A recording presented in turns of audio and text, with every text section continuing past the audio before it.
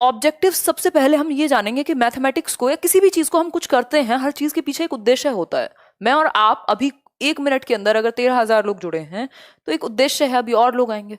ठीक, उद्देश्य है। क्या उद्देश्य है? कि एग्जाम है आपका और उसके लिए आप फटाफट से कम समय में ज्यादा चीजें रिवाइज कर सकें, समझ सकें और अच्छा कर सकें पेपर में, कल अच्छे शिक्षक बन सकें। ये एक उद्देश्य है ना। मुझे मजा आता है डिस्कशन में और वो चीज मैं आप तक शेयर कर पाऊं, ये एक उद्देश्य है। आपने कितना सीख लिया है और आप उसको कैसे परफॉर्म करेंगे, आप खुद को रिव्यू कर पाएं, असेस कर पाएं, ये एक उद्देश्य है।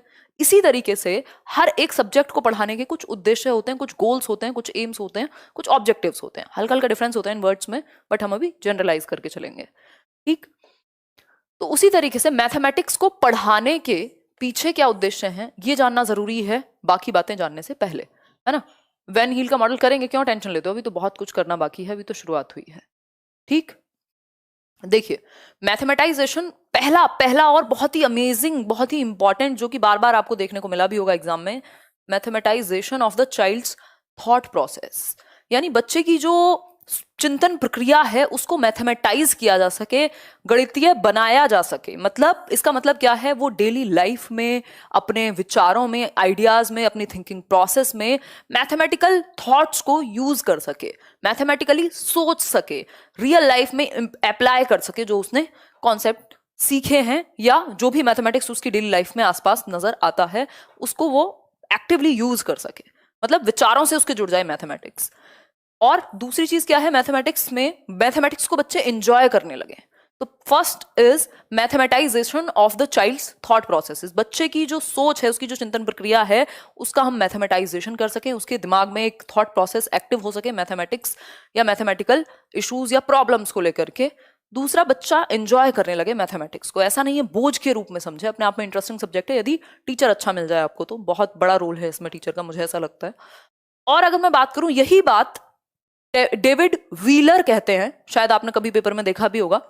डेविड व्हीलर कहते हैं,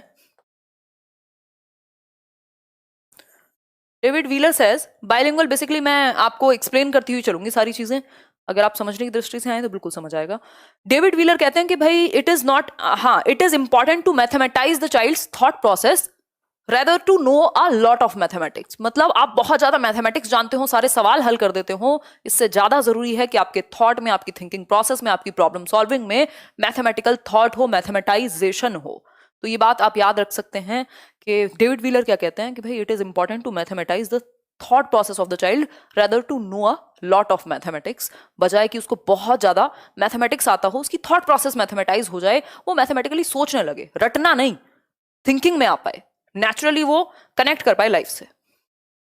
दूसरा पॉइंट देखिए, डन है ये। सेकेंड पॉइंट है making mathematics a part of child's life experience. ये तो एनसीएफ भी कहता है कि भाई आप क्लासरूम की नॉलेज को रियल लाइफ से कनेक्ट कर दीजिए, यानी वास्तविक जीवन से बच्चे के कनेक्ट कर दीजिए। किसको? क्लासरूम को।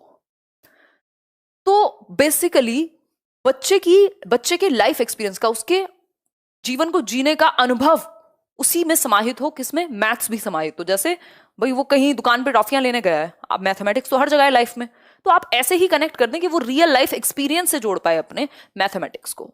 फिर है नेक्स्ट चीज, टू डेवलप लॉजिकल थिंकिंग। हम ये सब जानते हैं कि मैथमेटिक्स एकदम प्योर कहा जाता है इसको, मतलब लॉजिकल थिंकिंग पे, फैक्ट्स पे बेस्ड है, कहानियों पे बेस्ड नहीं है। या मैं कहूं तो इसमें बहुत सारे पर्सपेक्टिव नहीं हो सकते जैसे पेडागोजी में होते हैं, जिसकी वजह से बहुत सारे इश्यूज होते हैं आंसर कीज से लेकर के, और कॉन्फ्लिक्ट चलते रहते हैं। आपको लगता है ये आंसर होगा, वो आंसर होगा, क्योंकि पेडागोजी अपने आप में फैक्चुअल सब्जेक्ट नहीं है, वो फैक्ट्स पे कम बेस्ड है। अगर मैं कहूं, स्पेशली मैं चाइल्ड डेवलपमेंट वगैरह की बात कर रही हूँ, जिसमें बहुत सारे लोग हैं, बहुत सारे लोगों ने, फैक्ट्स उसमें भी हैं, लेकिन बहुत सारे पर्सपेक्टिव शामिल हैं, बहुत सारे परिप्रेक्ष्य शामिल हैं, क्योंकि बहुत सारे थिंकर्स शामिल हैं जो अपने अपने विचार रखते हैं।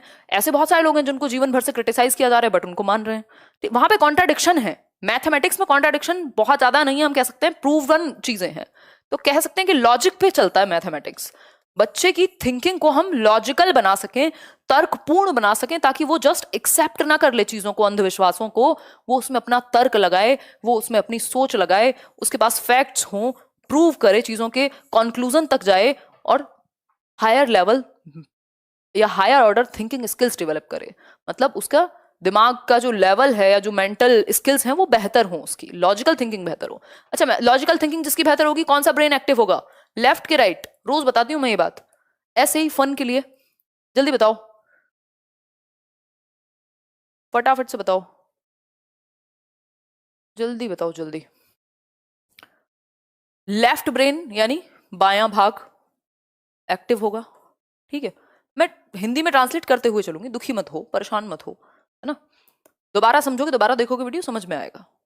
देखो, children understand the basic structure of mathematics. जो बच्चे हैं वो बेसिक स्ट्रक्चर, जो बिल्कुल बेसिक प्रमुख संरचना है मैथमेटिक्स की, गणित की, उसको समझ पाए कि काम कैसे करता है। जैसे अर्थमेटिक्स जिसको हम अंक गणित कहते हैं, एलजेब्रा जो कि बीज गणित की समझ है, जियोमेट्री ज्यामिति, और ट्रिग्नोमेट्री त्रिमिति, आई थिंक त्रिकोणमिति कहते थे, है ना। तो ये सारे जो कॉन्सेप्ट्स हैं, ये जो स्ट्रक्चर हैं, संरचनाएं हैं मैथमेटिक्स के रिलेटेड टॉपिक्स की, वो समझ सकें, एक बेसिक स्ट्रक्चर उनके दिमाग में आ जाए। ये सारी बातें हैं। अब हमने 2-3 चीजें यहां पढ़ी कि ऑब्जेक्टिव्स किस लिए बनाए जाते हैं। एक तो मैथमेटाइज कर पाए हम बच्चे के थॉट को, उसकी रियल लाइफ से जोड़ पाए, उसके एक्सपीरियंस से जोड़ पाए, उसकी थिंकिंग को तर्कपूर्ण यानी लॉजिकल बना पाए, और बच्चा एंजॉय करे मैथमेटिक्स को, बजाय कि फियर यानी डर उसके अंदर पैदा हो, ठीक है। और बेसिक स्ट्रक्चर्स उसके दिमाग में बन पाए।